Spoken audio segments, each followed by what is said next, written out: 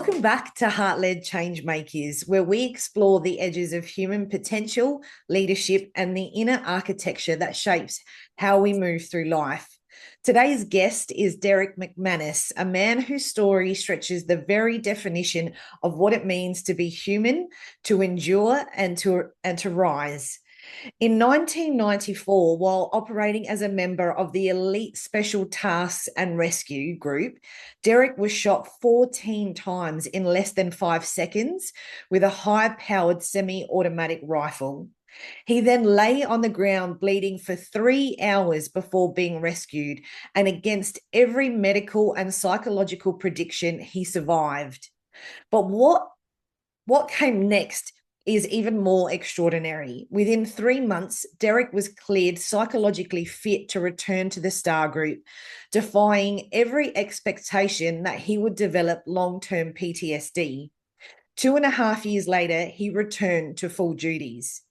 Derrick's journey led him to develop a world-first framework on human durability, a model built on physical, mental, and emotional preparation, responsibility, and sustained high performance in extreme environments. His work is now the foundation of the Australian Centre for Human Durability, and he has spent the last 20 years speaking internationally on what it takes to thrive, not just survive. In today's conversation, we're going to explore the difference between resilience and durability, how extreme preparation changes the outcome of crisis, the psychology behind surviving the impossible, what leaders can learn from high-risk, high-pressure environments, and how to build internal capacity that sustains performance long-term. This is a conversation about human strength, not the loud kind, but the quiet, anchored, intentional kind that changes how we meet life. Derrick, thank you for joining me on the show today. Maryanne, that introduction shows you do a lot of research before you have a guest on. Thank you for that. That was awesome. I'm a very curious person, so the research part is really fun for me. And you've got such an incredible story. One that I think people just reading a little bit about you, they think that they understand your story, but until they hear it Yeah. from you, it's a different kettle of fish. So, for the benefit of our listeners, I'd love for you to take us back to that day, that pivotal day, and that moment that changed everything. Yeah, okay. So I'm going to address it slightly differently just in this conversation, Sure. because I'm thinking about that heart-led aspect of it, changemakers.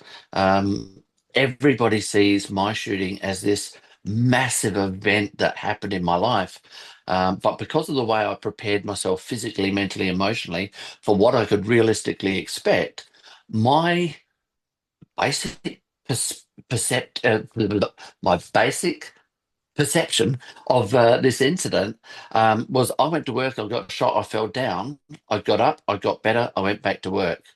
And for me, that's all it was. Now, I know it was massive injuries and I had to overcome massive injuries, but the way I set my mind up beforehand is I took a really realistic look at the fact that I may get shot and injured, I may get shot and killed. If I only get injured, what's the worst case scenario? I may have a spinal injury, I may spend the rest of my life in a wheelchair. So the fact that I only had to overcome, the injuries that I did have made it very, very palatable, but it was expected. And so I describe it as I went to work, I got shot, I expected I might get shot, I fell down. I got up, I did what I could to get better, and I went back to work. Now, in that journey of I got up, I got better, I may not have been able to go back to work. That was already acceptable. I may have spent the rest of my life in a wheelchair. And something I said to my wife 5 years prior to the shooting was, I may spend the rest of my life in a wheelchair, but anything better than death is a bonus because I'll get to spend time with my kids. That was it for me. So it really is this. I like to see it as simple perspective of I went to work, got shot, I fell down, got up, I got better, I went back to work. But in having these conversations, I've just found there is so much more depth to it than that, and it's something that people still have that difficulty in accepting that I could see it so simply. But the question you asked me was take us back to the pivotal day. Um, and I probably should explain the fact that I've got a smile on my face. I've got this wry smile. I enjoy telling the story. There's a lot of fun in there as well, but I'm never dismissive about the seriousness either. So put that right up front.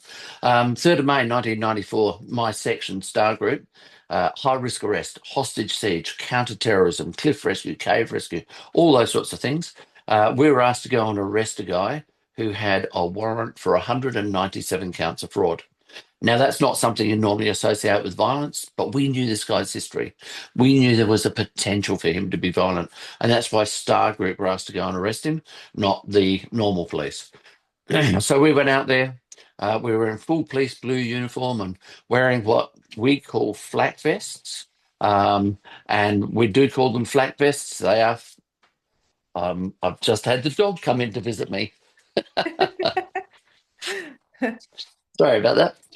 So we do call them flak vests. A lot of people call them bulletproof vests, and they ain't bulletproof. I'm living proof that they ain't bulletproof. But we went to the house wearing our flak vests, knocked, called, no answer. We knew he was inside of the house because we had a sniper sitting in the bush for about the last 20 minutes, hidden in the bush, just watching the house so that we knew exactly what was going on.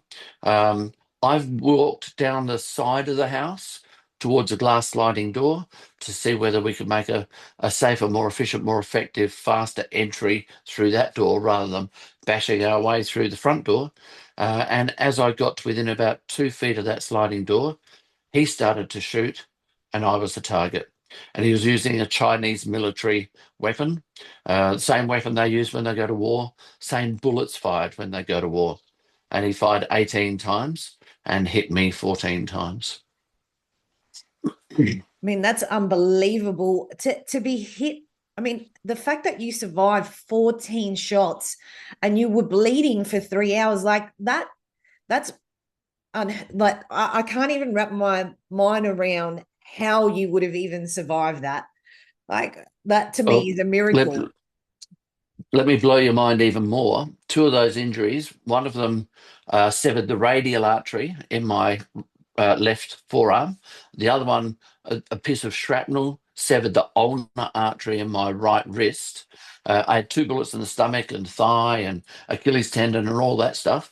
And 2 severed arteries. I should have been dead within minutes, but I survived for 3 hours.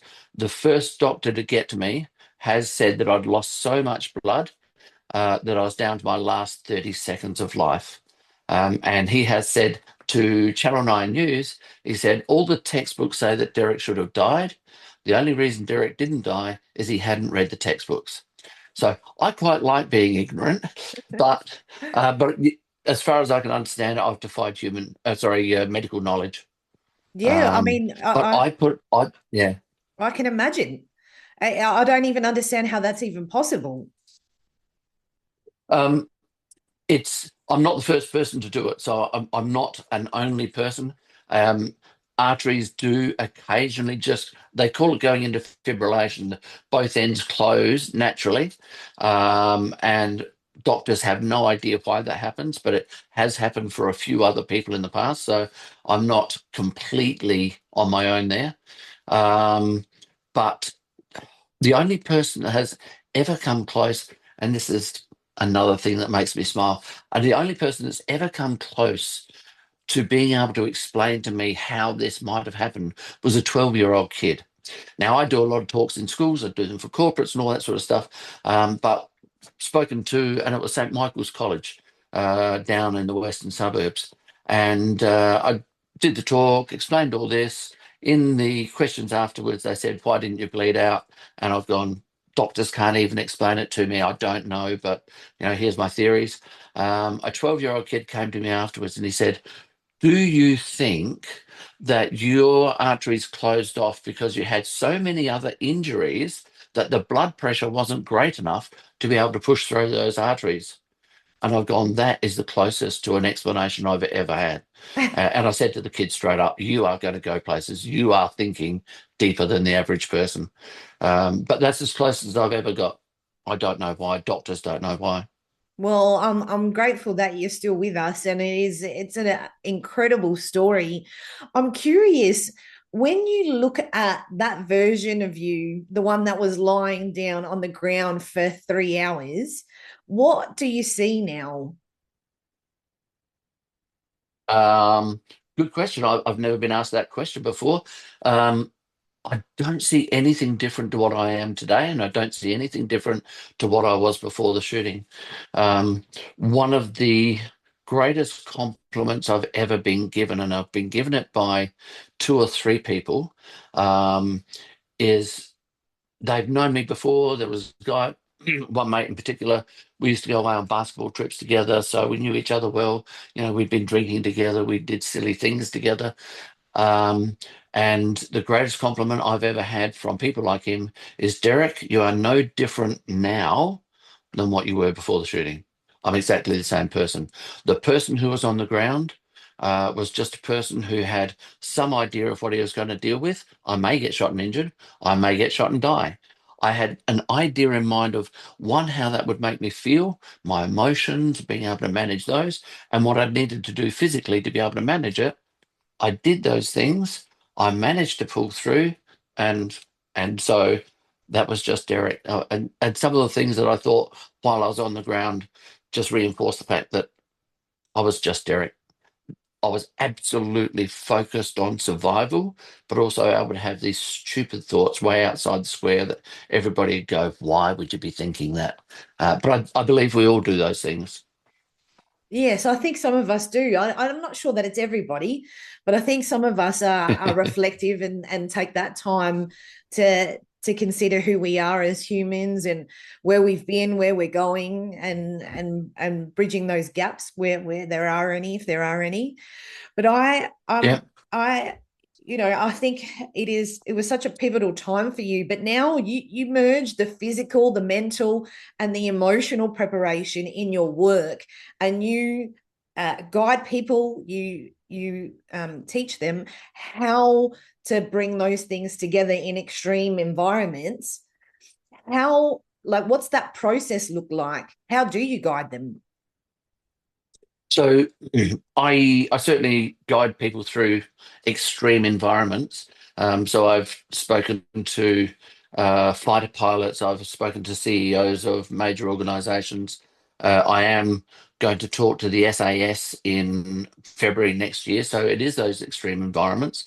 But as I say to you, I also talk to kids in schools. Yeah. So I talk to them about the challenges they're going to face in the schoolyard with their exams, getting along with their parents, going out into the workplace. So it's any environment. Um, and what I do is I try to take what I was doing in that extreme environment Mm. and put it into a context that people can understand for themselves. So I talk about the fact that I prepared myself, as you say, physically, mentally, emotionally. Um, and when I talk about the mental, I say that's the intellectual stuff. That's the policies, the procedures, the legislation, all those things that you need to know. The emotional is the hardest one. Um, but I prepared myself physically, mentally, emotionally for what I could realistically expect to encounter as a result of the choices I made and the circumstances I find myself in. I made a choice to go into a higher risk environment. As a result of going into that environment, I could anticipate I may be shot and injured, I may be shot and killed, I may fall down a cliff, I may get crushed in a riot. All these things could happen. And so I say to people, what I want to do is I want to work out what's happening in your life. What choices have you made? What circumstances can you realistically expect to encounter? And let's prepare you better for them. And I've got a whiteboard exercise that I go through. It's 4 columns on a whiteboard that the first column is I ask people in your life now, and this is a broad range of people in one room. So I'll be talking to a work group, but I'll ask them about what can they anticipate in the next 12 months to 5 years at work, at home, in their love life, raising their children, sporting life, community life. Give me it all. What challenges and changes can you expect? And they come up with cost of living, getting along with the boss, having a bad review, um, death of a parent, children going and having drugs and having babies and bringing in babies, all those challenges and changes, which are really normal everyday life. And then I say, what are the emotions that you have in relation to those challenges? Fear, anxiety, stress, worry, overwhelm. And then every now and then, no, not every now and then, every time, but eventually somebody will go, actually, I feel joy. Bringing children in, yeah, it's going to be a challenge, but I'm also looking forward to it. So there's some joy, there's some pride. And so we start reflecting on, yes, everything is a double-edged sword, depending on your perspective. And so we go through those emotions. I absolutely deliberately skip column 3 and go straight to column 4 and come back to column 3 at the end of this session. Column 4 is what are the resources you have to deal with the emotions when you're going through the challenges.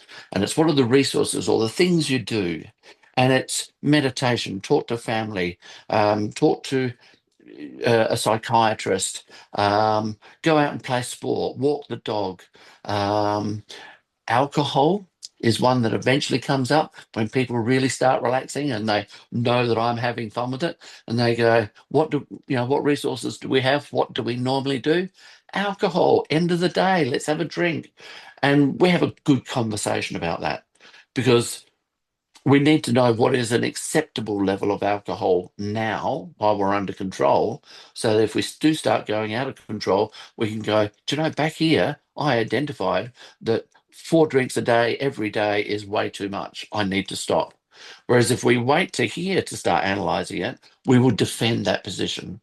So anyway, it goes through all these other resources. Um, and so that gives people a really good understanding that I have these challenges, but all the other people have the same emotions that I'm having in relation to it, and all these resources are available to me. Now, we talk through the session. Third column that I come back to is what are the triggers or the indicators that tell you it's now time to access the resources to manage these emotions so you can better manage the challenges.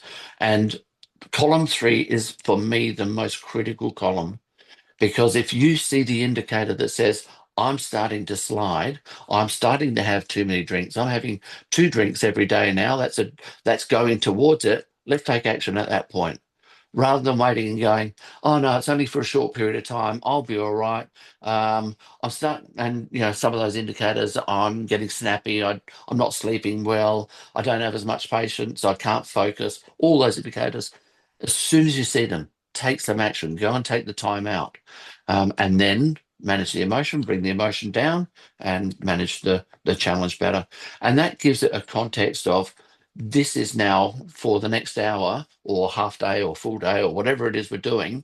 This is what we're going to be talking about. I'm going to describe my challenges, but let's talk about what the challenges are for you. Mm, so true. I mean, there's so much to unpack there. When you were talking about the kids, the 12-year-olds that uh, you are working in extreme environments, but you're also working with 12-year-olds. To them, their environment is extreme. So I don't feel like there's a Oh, disconnect there. That, oh, I that, love that. You yeah, are you are one of the few people that actually pick that up. yeah. Um, One of the conversations I love having with parents of 3, 5-year-old kids is when the kid comes home and they go, "Oh, my friends aren't talking to me anymore, and I'm destroyed." And the parents say, "Oh, this is so cute. In 2 years' time, you won't even remember it." What you've said is absolutely true. At that moment, for that 5-year-old child, that is life and death. That is absolutely critical. It is the biggest thing happening in their life, and we need to give it the same sense of gravity that they're giving it. We need to put it in context and not get too overwhelmed, but treat it real. It is very, very real to them. Of course. And I guess it depends, everyone's got a different vantage point and a different perspective depending on where they're standing. So one person's extreme is not the same as the person standing next to them, but I think it's something to consider for kids. especially in this world at the moment, they're being hammered left and right. When I was what kids now are experiencing was completely different from when I was a kid, and that felt full on back then for me, and I'm sure that was the same for you too. But now with social media and the intensity and the bullying and the stuff around identity, it is extreme. Even witnessing it seems extreme. And so I really love that you're helping strengthen that those kids and that generation. They're the people who are eventually going to be leading this country is and impacting in our society. So I think that's it's critical. Derrick, most people One thing assume. Sorry, yeah, go I'm on. just going to pick up on one thing you said there, and that is strengthening kids. Um, Quite often, when they're in circumstances where they get bullied or picked on or whatever, we talk about, okay, you go and enjoy your life. We're going to sort the bully out, rather than going, actually, why was it that you were bullied? Yeah. What was happening for you? How can we strengthen you? How can we give you more skills to be able to manage that? Because it's not the only bully we're going to experience in life. I have in the last 6 months been quite heavily bullied, and I'm 66 years old. So it is building those strengths for resilience and durability that we need to give kids. Certainly, we need to deal with the bully as well, don't get me wrong, and we need to look after the children, but let's give them those extra skills to understand their own mindset, to understand why they were challenged by what these people were doing. Yeah, I 100% agree. And you're basically, it's so important for us to build that. I don't really like the word resilience, but that's what it is. You're strengthening them so that they feel empowered in all circumstances. You want them to be self-resourced. You don't want it to be that you're helicopter parenting and trying to save or trying to rescue, because life doesn't work that way. And your experiences are your own. And some, I've got a niece, so my lived out experience, I didn't get to have kids, but my lived out experience is through her. And I have always challenged her to step out of the mindset of things are happening to me. Things are happening for you. And some of those things are not going to be great. Shit happens, life Right. happens.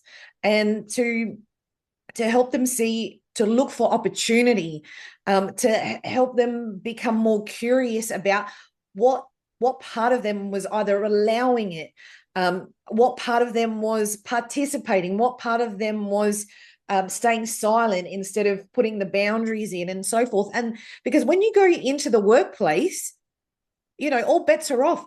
Someone actually told me recently that parents are now talking to bosses, like the kids are going into workplaces, and now the parents are talking to the bosses instead of the employee.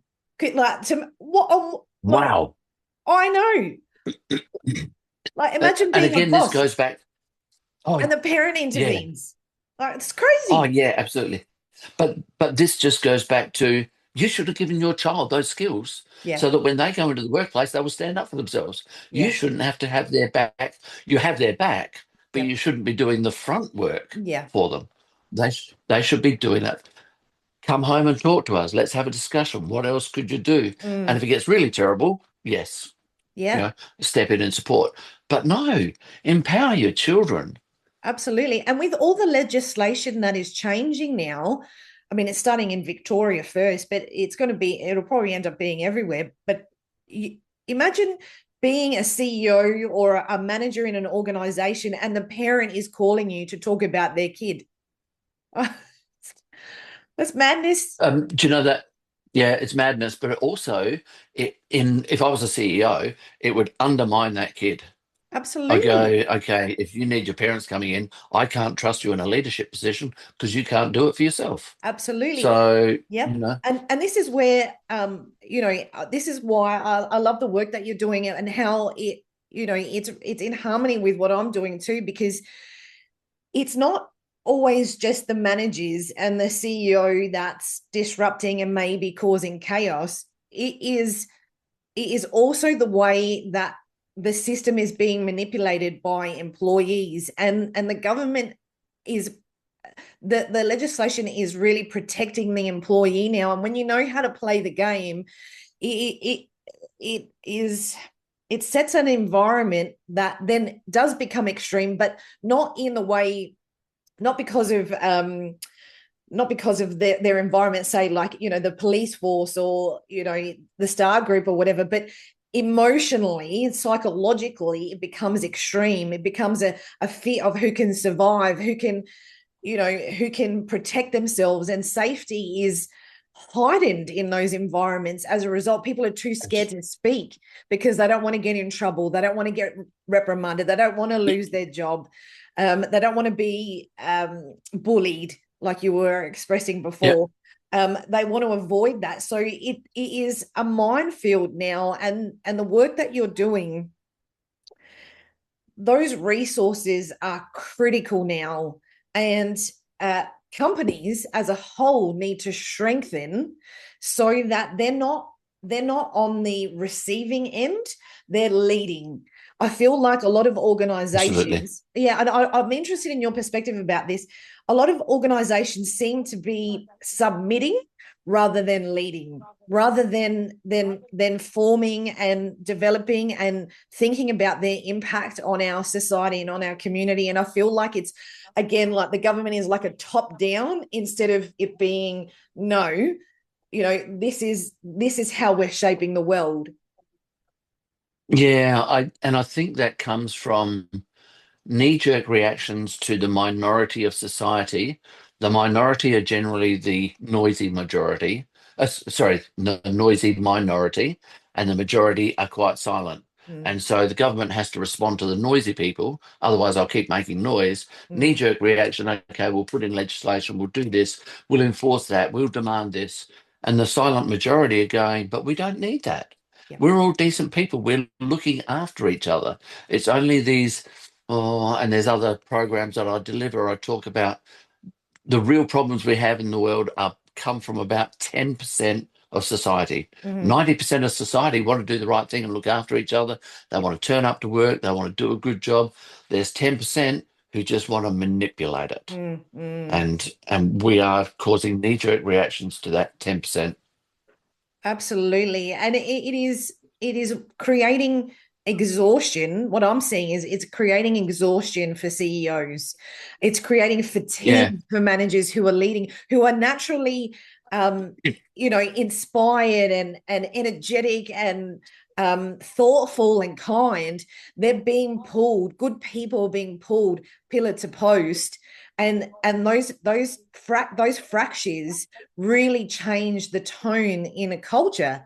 And it is again why your work's really important, mine too. But what we have in common is we both talk about the impacts of trauma in these extreme environments, but these fragments are creating trauma on top of trauma because people already have their own stuff going on. They bring it in, rightly or wrongly, into the workplace, but that comes in on its own, and then with all of the other stuff on top, it's just like this mountain that keeps building, and it's horrible. It really is. But Yeah, absolutely. And you just said people bring their stuff into the workplace, rightly or wrongly. The reason that I have that first column of what are the challenges and changes you can anticipate is that if you are going through the death of a parent, you're not going to be a high performer in the workplace. yeah. You need to understand that this is going to affect you. It's Mm, going to drain you emotionally. It's going to drain you mentally because you're going to be thinking about this. Not only do you have to understand it, your employer, your mm, boss, your mm, team leader needs to understand that as well and give you that little bit of license. yeah. The psychological safety in the workplace training I do, um, the studies say that 90% of the people, they want to come to work, they want to do a great job, they want to be respected, they want to be a success, they want to be able to implement their new ideas and all the rest of it. They are generally let down because the system doesn't support them Mm, or the managers are not supporting them. Otherwise, everybody would come into the workplace and want to be a better performer. But we've got to understand that those things happening outside the workplace will affect us in the workplace. We've also got to understand the things that are happening in the workplace are going to affect us at home as well. And so it's understanding that whole column, that whole atmosphere that, we work-life balance, no. Work-life harmonization is a better term. Absolutely. And I mean, organizations, I feel like and people just in general are afraid to connect on a deeper level. I mean, for me, I'm naturally like that, so I don't really understand how you can, how you can want to operate that way. But I feel like they want to keep work and personal separate, but it's a missed opportunity. That's actually where you're supporting your people that way. That is what is going to create a loyalty and a trust and a safety so naturally. It doesn't even take much. You don't have to be somebody's therapist, but you have to Yeah, genuinely want to understand so you can support deeply. There has to be a care there, but a lot of, I think it's a combination of a few different things, because some people are in roles that they're not meant to be in. They've probably stayed in too long. They've lost their passion for it. It's probably important for them to move on, but they're not, for convenience or whatever it is. So they're kind of disrupting, but that connection and getting into the what it feels like, because these people are talking about your organization at home over the dinner table. They're talking about their experience. yeah, This is your brand. This is your legacy that they're talking about. So if you don't care for them in that way, you're diluting everything that you're trying to build. And the way that we're moving, the way that like what I foresee for the future is a world where if you're not doing that, the wheels are going to fall off. You are going to lose your organization. And um absolutely. yeah, it's just With I feel sad for that. Yeah, absolutely. There's a concept and a process that I'm playing with in my mind, and I haven't got it completely formulated. So excuse me if I don't explain it really well. But in a lot of leadership programs, people are taught as a leader, what gets measured gets done. And so let's put in measures and let's start monitoring people and let's make them report on blah, blah, blah. What gets measured gets done. I think that destroys productivity because people are not feeling like you trust them. The things that really make a difference in productivity are passion, concern, commitment to the workplace, trust, all those things that can't be measured. If you've got all those things working in your favor, you don't need to measure results because these people want to do it. They Yeah. want to be seen as great performers. If you give them a little bit of time off, they want to pay it back. I'm going to work harder. I'm going to work longer. And look at this. I've come up with this idea. So what gets measured gets done. It really frustrates me. It's Yeah. building up the culture of the people. So true, so true. And just circling back to the stuff around the trauma, most people think that trauma is PTSD, but it's not. And I know that when you're guiding teams and you're talking to CEOs, when you're talking to kids, wherever you are, you're talking about that difference as well, aren't you? Yeah, absolutely. So trauma, most people expect that if you go through a really hard time, then you are going to have PTSD, post-traumatic stress disorder or syndrome or whatever they want to call it these days. I didn't experience PTSD. I experienced post-traumatic growth, right? I I did have nightmares. I did have flashbacks. I did have panic attacks immediately after the shooting. But in the conversations I had 5 years beforehand, I've actually said to myself and I've said to other people, if this happens, these are the things that I could expect to happen. Yep. And so when they did happen, I've gone, yeah, well, this is normal. Okay, how do I manage it? How do I get it back on track? And when I saw the psychiatrist 3 months after the shooting, I had an open conversation with him about, this is what I've experienced, but it was a one-off, and that happened that time, but I haven't hasn't happened since, and it's because I did this at this time and this at that time, and that's why I was cleared 3 months after the shooting psychologically to be able to return to work. And I think it's that anticipation and humanization of the fact that these things happen to everybody. It's not a sign of weakness, but it's a sign of strength if we're able to go, hey, I'm going through this. The other thing that will interest you, and I know this is going to fascinate you, a reading that I've done recently is that in 90%, and the actual percentage, I'm not really sure, but in about 90% of cases, post-traumatic stress and post-traumatic growth coexist. You are stressed about some of it, you are growing in this area. People focus only on the stress and they don't talk about the growth. But if we're more aware that they both coexist, then we're going to get stronger straight away just by understanding that. Oh yeah, I love that so much. That is such a great way to process and understand. I'm quite spiritually inclined, so for me, that part I've understood because I've done so much inner work, emotionally or physically, all of the things that I understand that when I've felt like I'm in the fetal position, thinking that I'm losing my mind. I also know because I've been through those cycles so many times. I know that I'm growing more than I could even wrap my head around. I don't even know what's going to happen, but I trust and I feel the expansion happening at the same time, and it is that duality, and Yeah, that's a really great way for people who um, haven't spent much time doing any of that internal work yet, or feel the call to it, maybe even just starting. That's a really great way to digest that we move in parallels. So the more you want to expand and grow, yep, you can best believe you're going to have some challenges to show you where the opportunities are.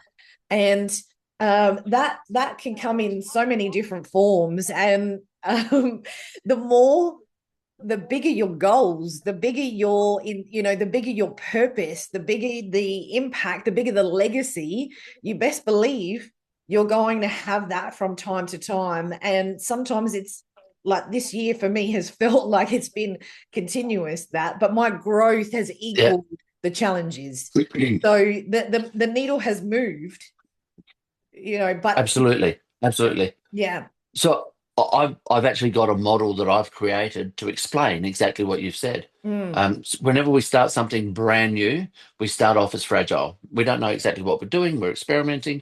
Your first podcast, you'll be going, "Oh my God, I don't know what I'm doing. I hope it goes well."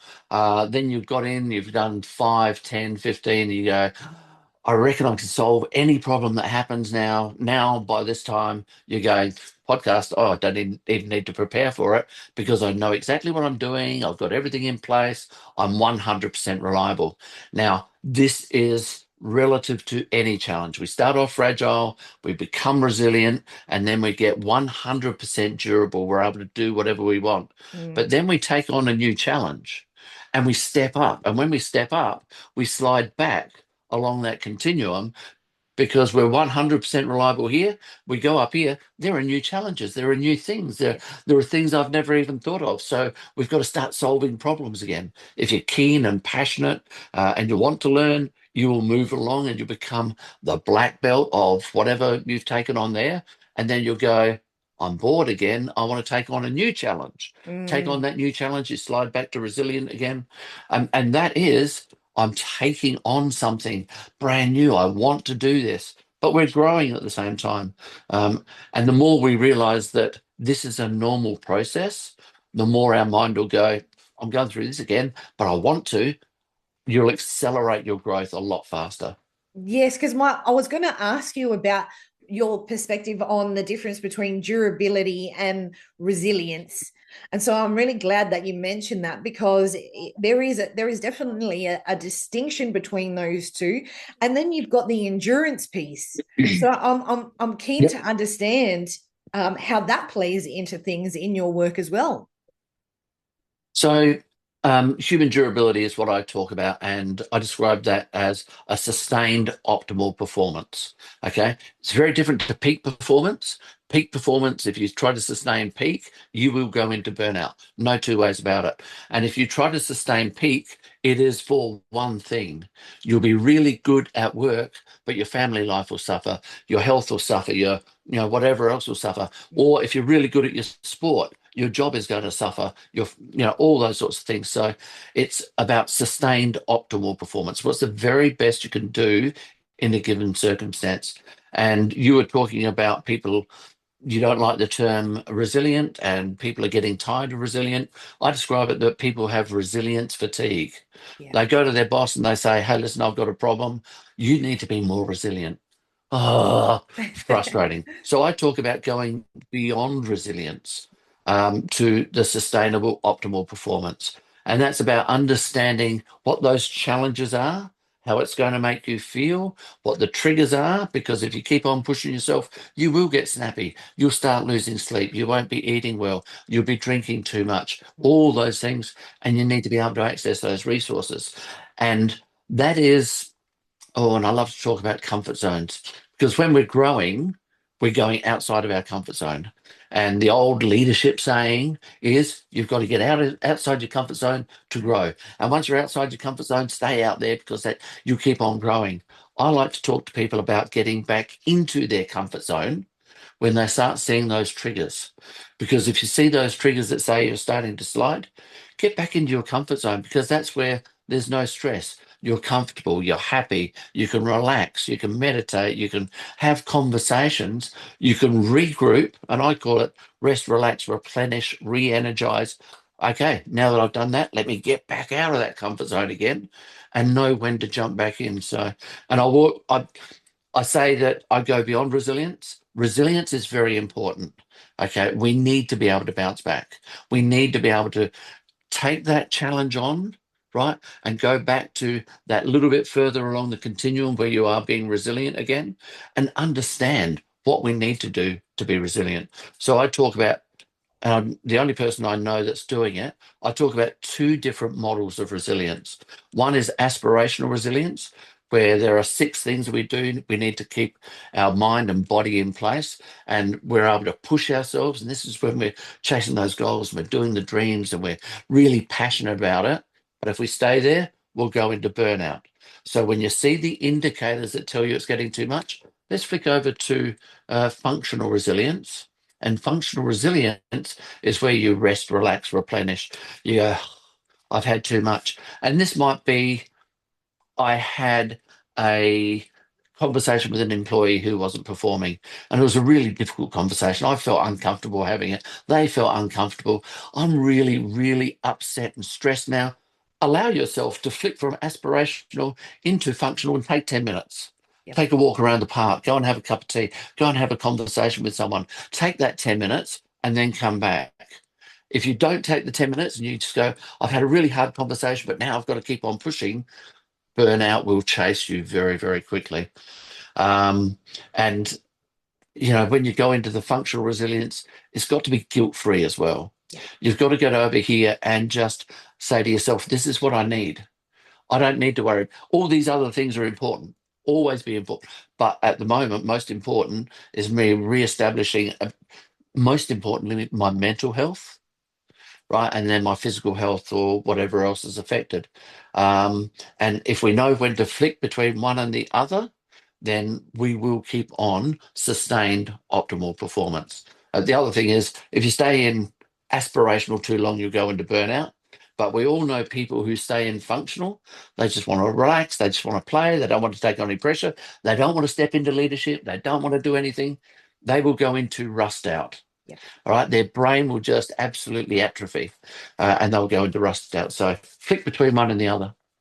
Absolutely. I just love this conversation so much. There's so many threads.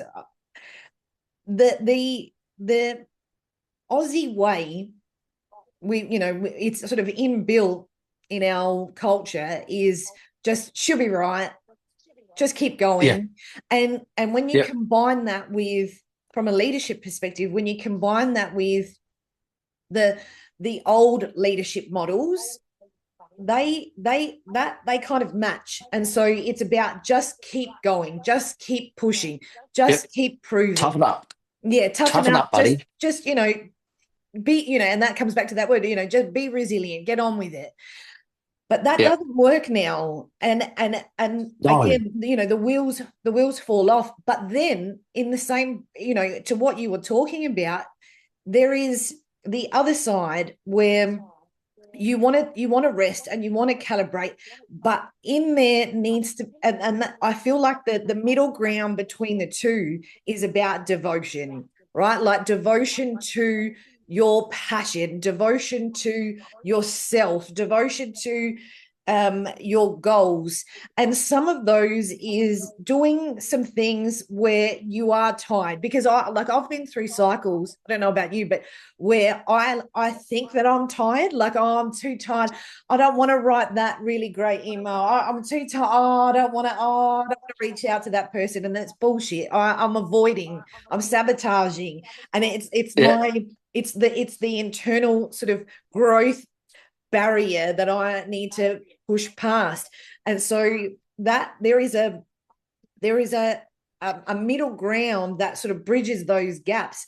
And you do need to push yourself sometimes to endure and to keep going, but at the same time you need to know when your body is signaling to you, hey, yes, you need to actually rest. Go and have a nap in the middle of the day if you can, if you want to. Just take some time out. Yeah, I mean, I love a good nap.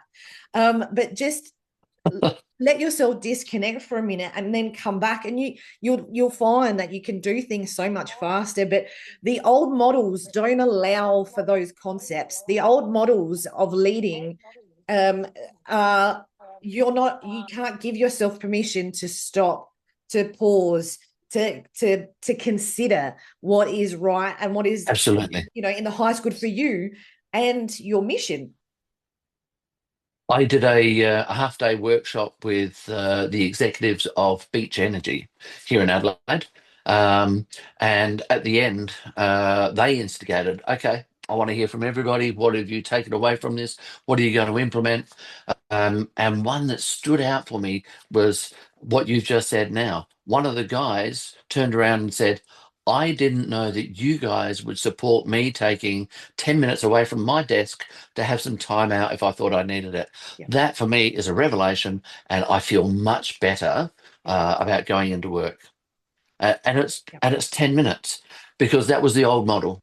I can't be seen to be taking time out because somebody's going to judge me and they're going to look at me harshly. They'll think I'm weak. They won't give me a promotion. No, everybody supported it, but they didn't have a conversation about it. Yeah. Right. And so it's all acceptable, but nobody's talking about it. I don't know whether they're doing it. They're probably not. I don't want to be too hard. I don't want to be judged. And so I'm just going to keep pushing. And that is, I mean, this is going to lead to such another great part of this conversation, but we judge ourselves so harshly because we think, okay, well, what are people going to think of me if I take a break? And then, so we've got that internal dialogue that goes on, which for the most part is not even real.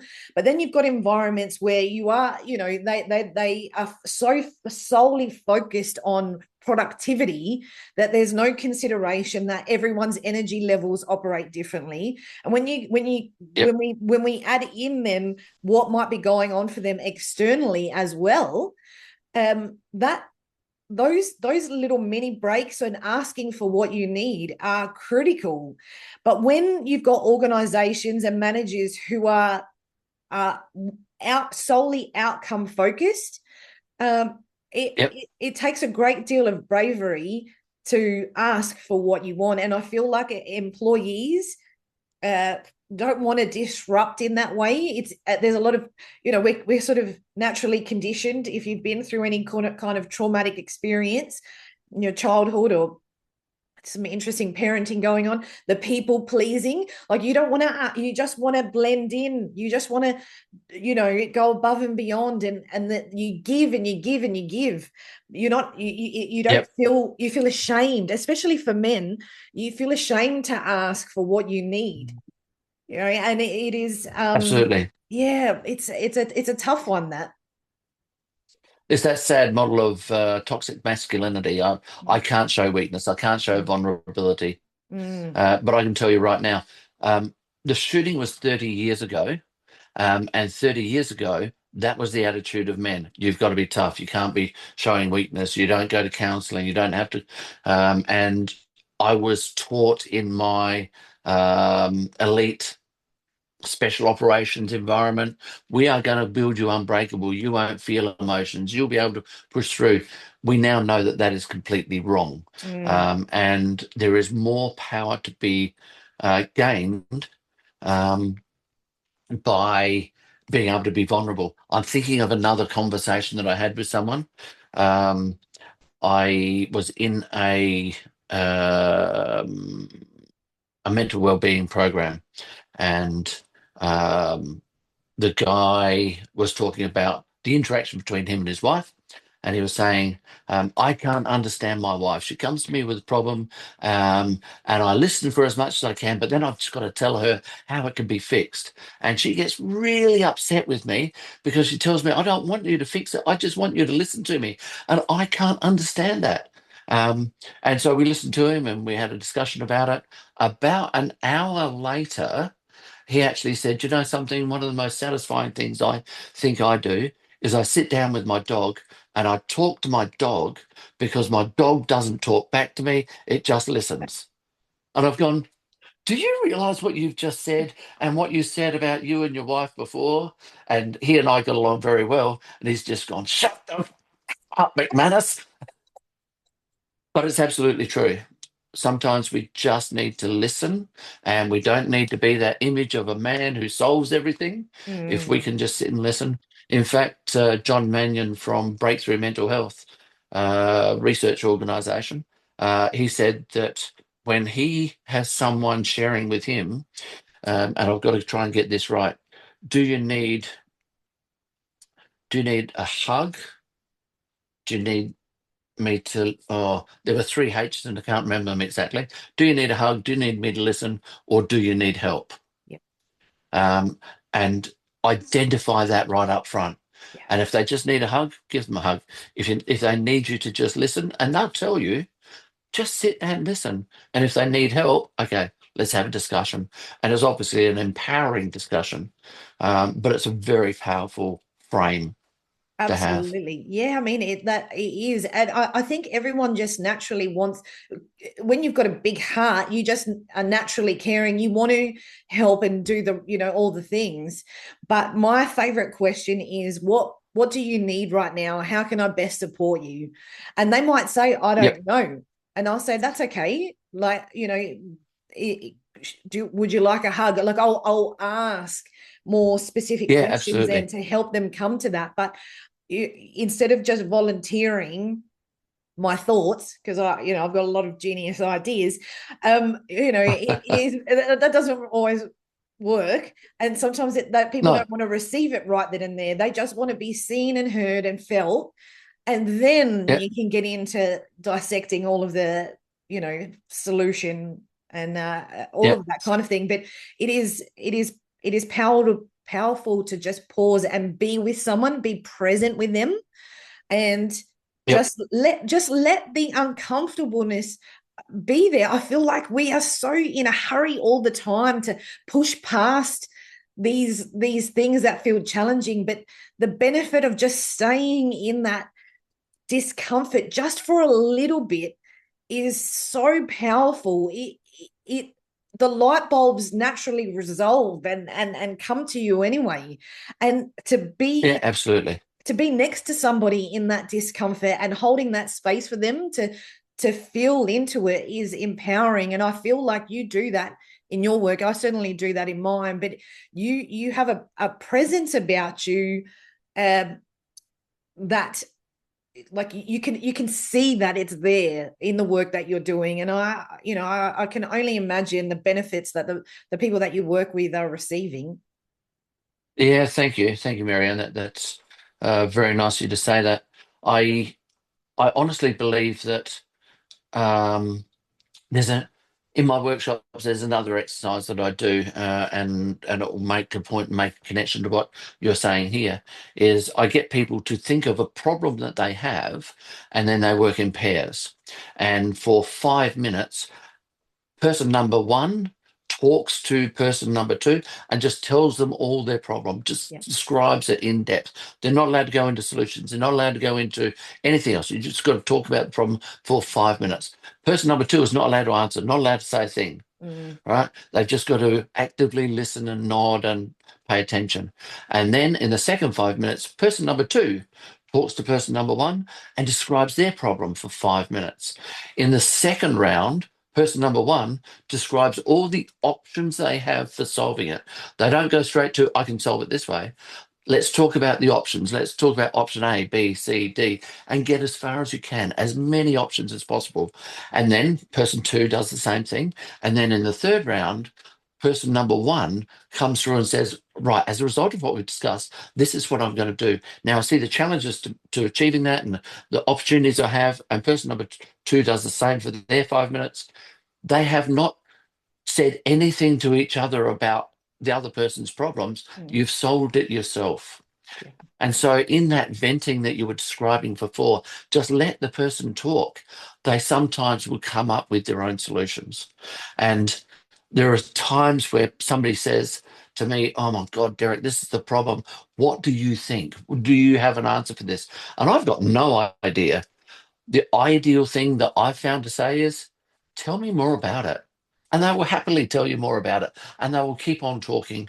And quite often you will find that solution in what they tell you. They know Yes. what the answer is. They're just not bold enough to go there.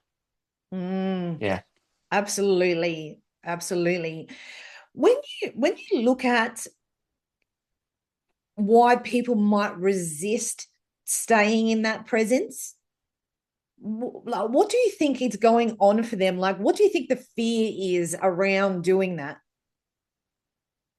Which person are you talking about? Like, The just person A talking or the listener? the listener. Um, Society is not set up to do that these days. We're in a hurry. We're looking for solutions now. You can talk to me, but I've got this other appointment that I need. I don't think we allow enough time to actually spend time with each other. Mm. Um, and society is not used to talking about problems. We want to talk about successes. Tell me about all the good things that are happening in your life. I don't want to hear about the bad stuff because, well, you know, I want to hear about the good stuff. So I think we've got to start going back to, oh, and I hate to say this, I sometimes avoid using the, I think we need to go back to the old days, where we sat and had a cup of tea, had a cup of coffee. The boys would sit in the bar and have a drink, and have a chat over a beer. The best place to get a boy or a male to be talking is take them for a walk and completely distract them. But taking for a walk, that takes time. Yeah. Do we have the time these days? Oh, I've got all this pressure on. I've got all these things to do. So I think one of the things is we don't have time, and we're not practiced in listening to other people's problems these days. Yeah. And all of our devices keep us enslaved in that way. It is, it is even like going out for dinner when people have their phones. Still, that happens still now, which, there's a whole etiquette around it. But having your phone on the table at dinner with somebody is madness to me. If I'm spending quality time with somebody, my phone is in my bag. I'm not available at all. I might go to the Yep, bathroom and yep, check yep. to see that, my house hasn't burnt down or there's not been a, major emergency, but I figure it can wait. Even sleeping with your phone on Absolutely. silent. Some people don't even sleep with their phone on silent. They let themselves get distracted. But I figure, well, There'll be things I can't control. I'll get to it when I get to it, but it is we're sort of being encouraged without realizing. It's like that frog in the boiling water. It doesn't know that it's being Yeah. boiled to death. All of a sudden, that's Yep. it. And it is our society, and this is why I really love the work that you're doing, because you're making people come back to how they're thinking, how they're feeling, what they're doing physically to support themselves, what strategies they're putting in place. Those things are all the things that create an internal presence. And then when you're present with yourself, you can be present. You're in that awareness. You don't feel like you're being pulled pillar to post. Like the threads aren't all undone where you've got nothing left to give. There's nothing in the tank. And Yeah, yeah. yeah, absolutely. So when I talk about functional resilience, point three on functional resilience is empathy for self Mm, and empathy for others, yeah. right? And what you're talking about there is just understanding ourselves. And what I really like about the work I'm doing is people get to understand their own mind process, and they realize that my mind process that I'm really judgmental about, my Mm, gosh, I'm weak, everybody else must be better than me. Actually, now that I understand it and I hear everybody else talking about it the same way, mm. I'm actually normal. I'm okay. And stress levels drop immediately because we're not the odd person. We're not the weak person. Everybody else worries about the same things. Absolutely. So true. And that comment that you made earlier about us going back to the old days, I pray for that all the time. That, to me, I wish we could hit reset.